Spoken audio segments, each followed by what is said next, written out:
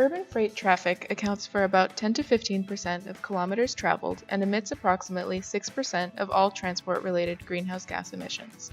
Right now, the last mile of freight transport is usually completed by trucks, which generate pollution and congestion. However, combining the transportation of people and freight in the same network or vehicle can lead to cost savings in money, time, and emissions for many major cities. Let's take a look at some of the basics of combining freight and passenger transport networks. This is a broad category of transportation planning, and it can take many different forms. Generally, though, it involves freight sharing infrastructure, like train tracks or even vehicles like trains themselves, with passenger transport. The idea originated from Civitas, an organization of the European Union coordinated by cities to implement sustainable and energy-efficient transportation strategies. Some of the benefits of this strategy include more efficient use of existing infrastructure and lower or even zero emissions from urban freight transportation. Under the Civitas project series Miracle, Barcelona approached a new concept of goods distribution. Barcelona implemented a pilot project of multi-use lane and night delivery system to improve vehicle circulation on the main and local road networks and reduce delivery times and costs. The introduction of multi-use lanes in Barcelona extends the total length of lanes and converts on-street parking spaces into unloading spaces between peak hours. During peak hours, the lanes are used as priority bus lanes and digital display screens provide priority information. As a result of this project, a 20% reduction in problems was reported, which motivated Barcelona to extend that initiative to a wider number of locations and operators.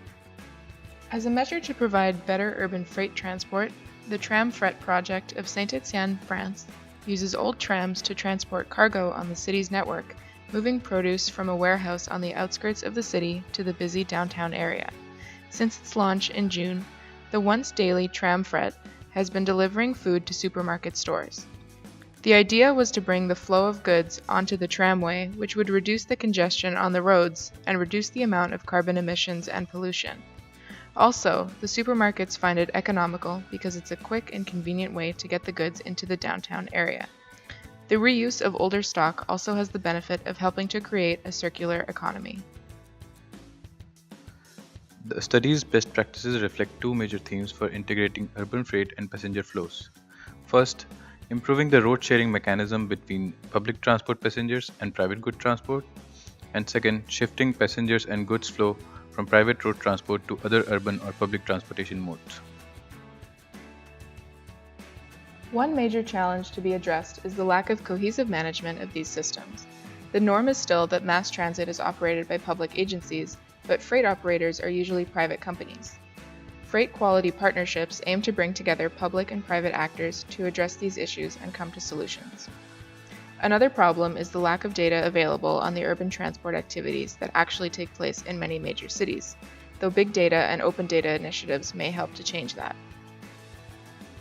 As far as the potential for implementation in Montreal, the city's role as an intermodal shipping hub means it could benefit from incorporating some of these strategies.